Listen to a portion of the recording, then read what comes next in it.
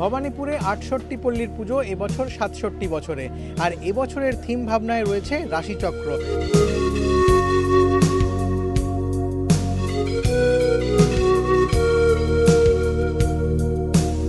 আমরা রাশিচক্রের মধ্যে মানুষের কালের পরিবর্তন, যে জীবন যখন আমরা যে প্রতিদিনের দৈনন্দিন জীবনে যে গ্রহ রাশির সঙ্গে আমরা পরিবর্তন আসে, সেই সময় আমরা প্যান্ডেলের সঙ্গে সেই রাশিচক্রের থিমটা করেছি। এবার নবগ্রহ আর 12টা রাশি মিলিয়ে পুরো প্যান্ডেলে আমরা স্থাপত্য করেছি পুরো।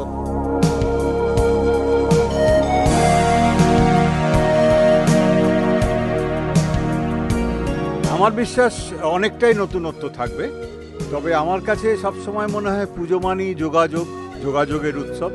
তো নতুনত্ব নিয়ে আসবে, নতুন করে নতুন যোগাযোগ, আমরা আবার আনন্দিত হব, লোককে আনন্দ দেওয়ার চেষ্টা করব।